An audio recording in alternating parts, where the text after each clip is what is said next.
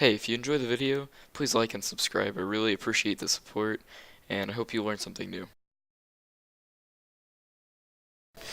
Welcome. Um, Alright, that's for reference. We're going to be creating a login form with a GridPane.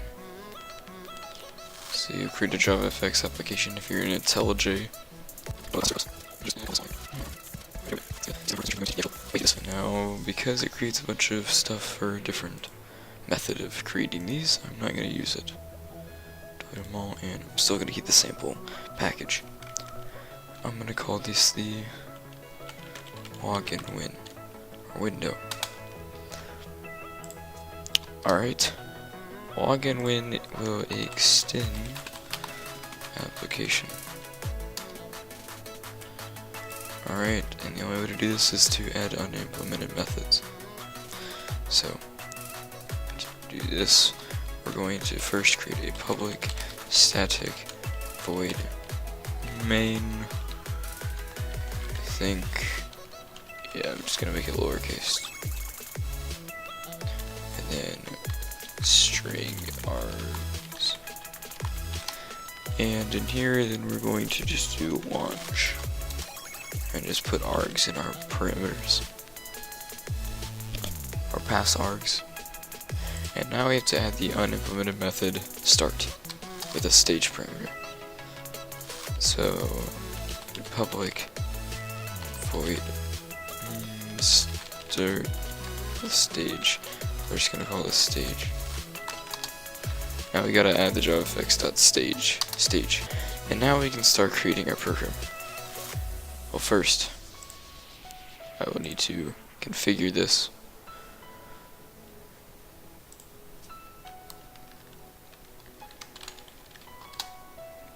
Here we go.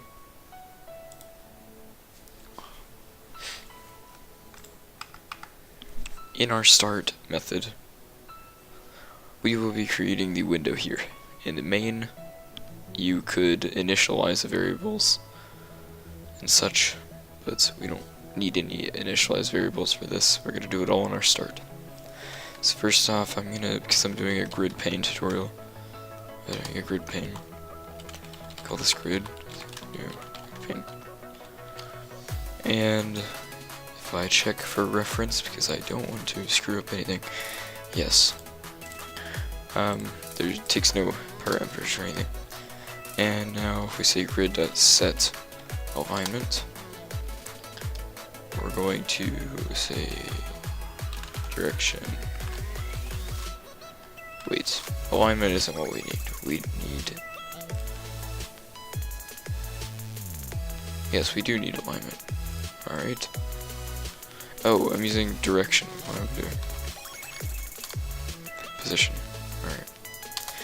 And as well, we need the grid.set hgap, vertical gap, and set padding. Alright. Let's just make that like, 10. I think that's what goes over there.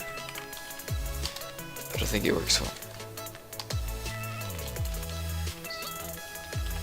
And sets. Oh no, that's set padding.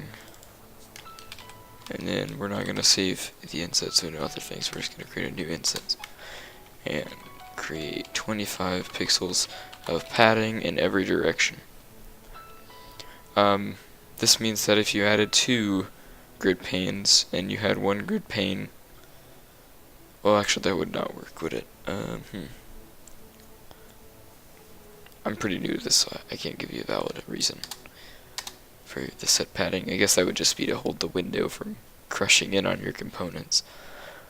Now that we have our grid set up, we need to create our components organized to like HTML sort of, or not really HTML. I don't know what I'm talking about anymore.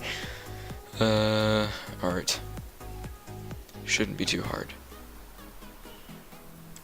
In fact, shouldn't be hard at all. It's right there. Alright, I'm not going to organize it because, I don't know, it's all over there. And I can show you if I'm confused and if you're confused. Now, we're going to create a text component, and this will be our header, which will just say like welcome. I'm going to call this header text.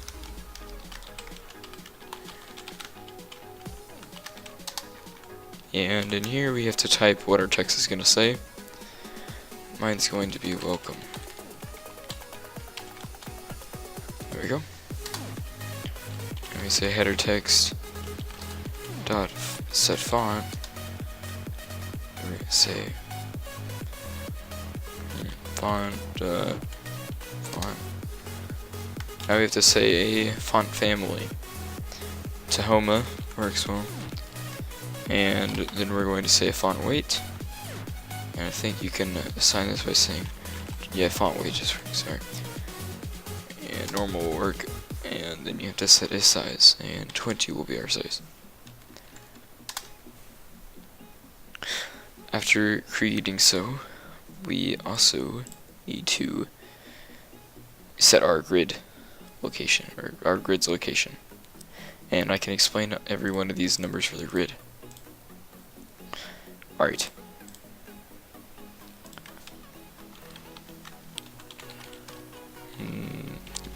Oh. Grid dot get children add. I really hope I'm doing this right, because I really don't feel like I am. Oh, it's grid add. Alright. And we're going to add our node, which is any sort of component. And then now we have to give it an integer value of a column index. And if you remember, columns would be like this I right here would be like here. It says right here. Column 1, row 3. So column 1, row 4. And if I went over 1, you'd say column 2. So columns are the lines from, you know, up and down. Rows are the ones across. So we have to set our column index. Sorry, it's not going to say it anywhere. This column index would be 0, and our row index would be 0.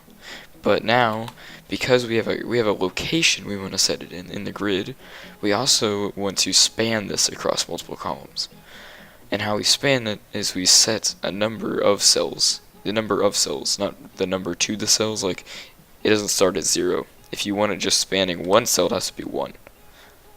If you aren't going to span it across any cells, that's not even needed. It will work like that.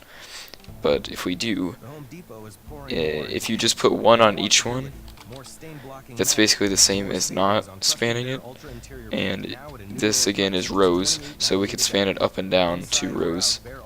But if we just want to span it across 1 row on the same row, and then across 2 columns, that would be how we do it. If we do not span this across the columns, it will stretch the columns to fit your object. That is why spanning is useful. Sort of like combining cells in any, any spreadsheet sort of software application. Now we want to add our labels, which will hold like the username sort of thing. It'll say username. It won't be our username box though. We're gonna just call this username label. Label. And now we must type string text. So we have to type what it's going to say, and this will just be the username. Oh. And there we go. And now we're going to add it to the grid. And now for our column index, we're going to keep this at 0, so it's going to be in the left column, which is, you know, the top. Yeah, okay, sorry. And our row index, this one is going to be 1, because we're going 1 row below the header text. We don't need to span it, because it will fit inside the cell. Now, because we have that, we're also going to add our username, our text field, which will be our username box. I try to keep the names consistent by adding their name and then uppercasing the first letter of their type. You could call this username box or username field.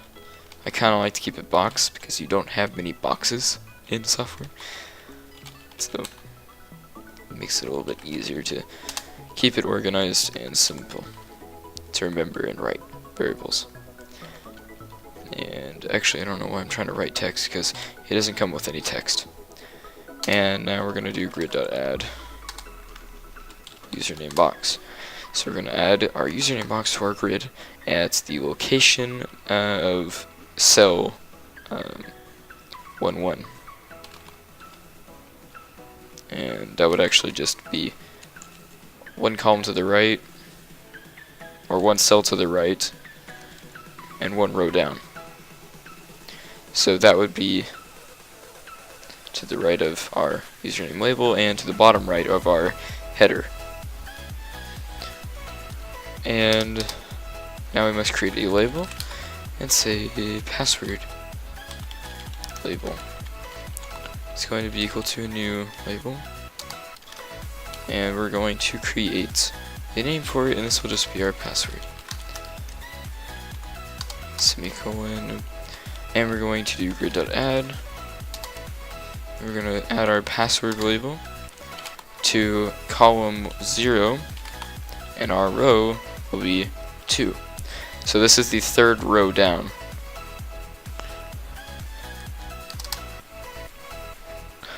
We're also going to need to add our final password field. This is different from a text field.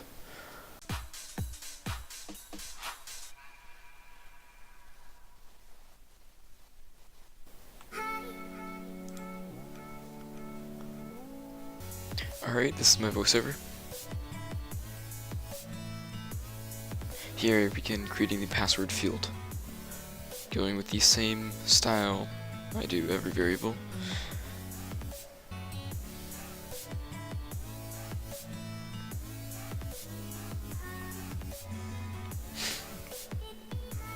Next I add the password field, or password box, to the grid.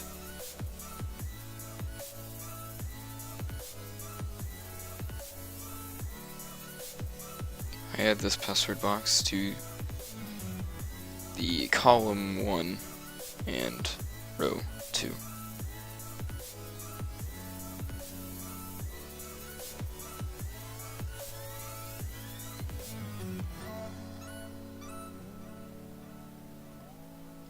Unfortunately, here I am in the midst of talking, so I will fast forward this.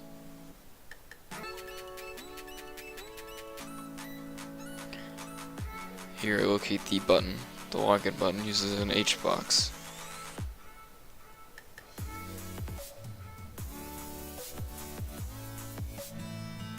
The form controls would go at the very bottom of the login panel, enabling the user to 1. Log in, or 2. Sign up, and another option, which is another common option, would be to cancel the login.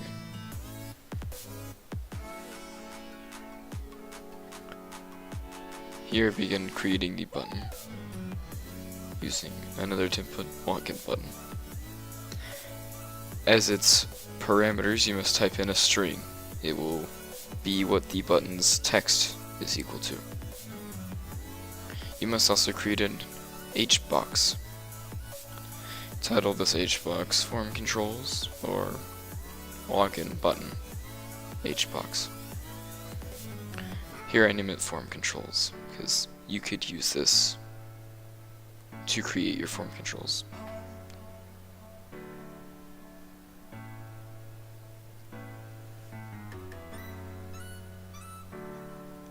Here I'm struggling to remember how this works because this is something I don't normally do.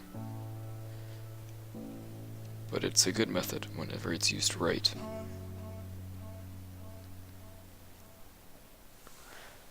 Here I'm setting the alignment of form controls to the bottom right. Still, I am unsure of the use of this, but I'm sure it's useful. Can't tell you much. It also works with Apple HomeKit and works with Samsung SmartThings. Get comfortable with the Honeywell Lyric thermostat, just $229 at the Home Depot. More saving, more doing. Here I'm adding the button to the form controls object.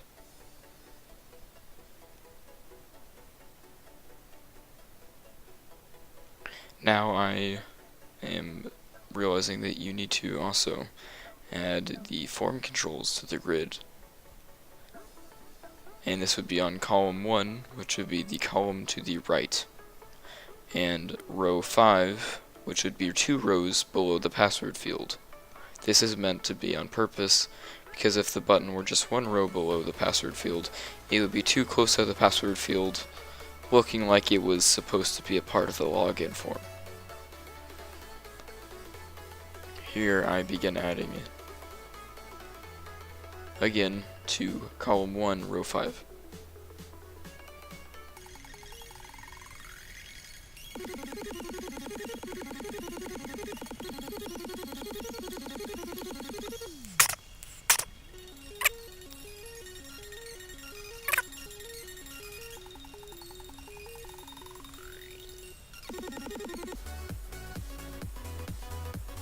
Here I begin explaining the use of the set on action, and that a action event is, or for a button, would be to whenever the user clicks the button.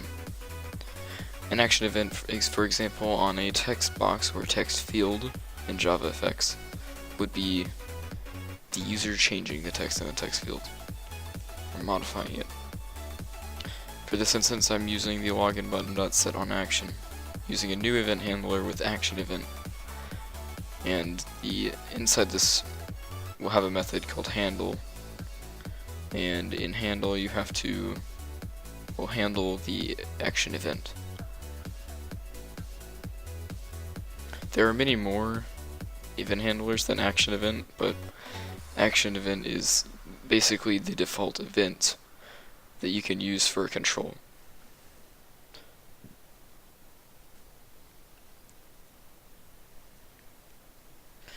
Here, I struggle to realize that I need to use set on action and add a new event handler. It fills out the code for me, and here I can now handle my code.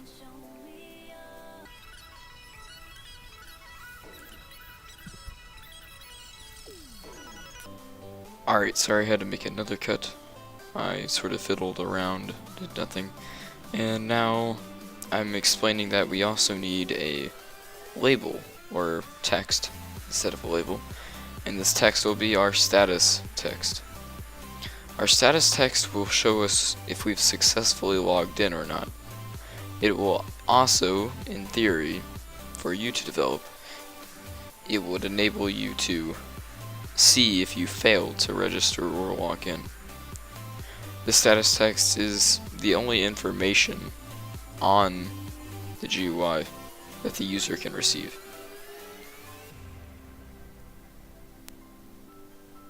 For example, here I create the status text to show whenever the user has successfully logged in, and as this is an example, I never truly created a system that would check if the user actually logged in with correct credentials. This is just a test.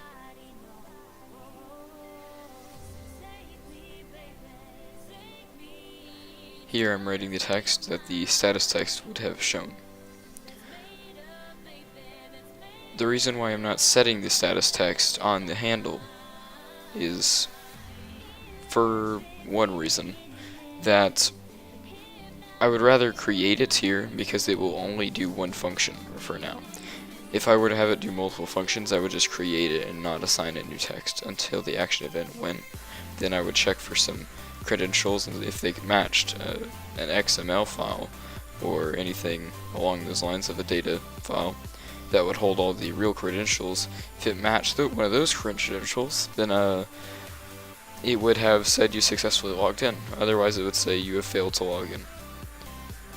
It will also show error messages for registration, and it would say if you were able to register or if the email or password was incorrect or already in use. Here I'm adding the status text to the grid at column 0, row 7. Again, 2 lines below the button, because if it were too close it wouldn't look right. This time it's on column 0 because then it can be spanned across 2 columns, as shown with the 2.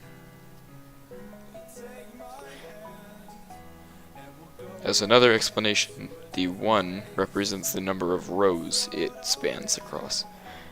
It's not going to be 0 because it still spans across 1 row, so don't get the 0s and 1s confused with the cell it's located at rather than the cells it can span across. The cells it start with 0. Here I handle the action event with status text.setVisible true, because beforehand it would be false whenever it's initially created. So whenever the user clicks the button, it will make the status text appear.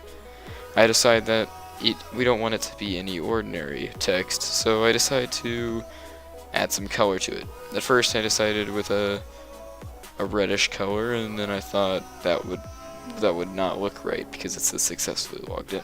So green means good or go, so we're going to just go with green.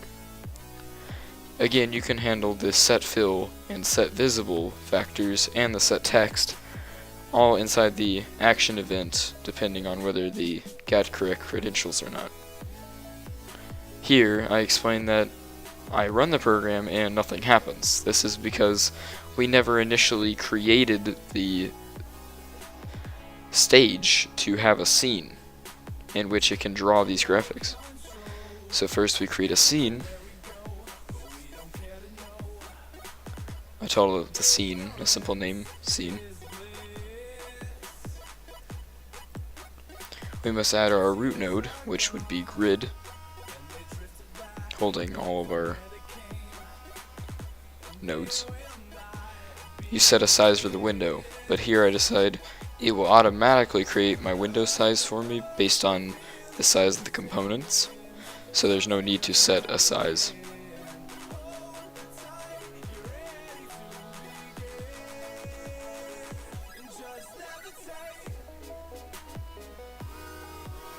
Here I'm setting my stage scene to scene, enabling the window to hold the new scene with all of our objects. I then set the stage to show, so now this should run our program. Our program is working, and you can log in with your credentials. Of course, this isn't going to actually work because it doesn't check for anything.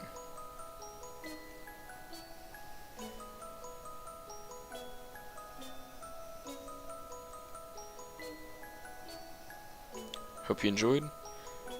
Have a great day.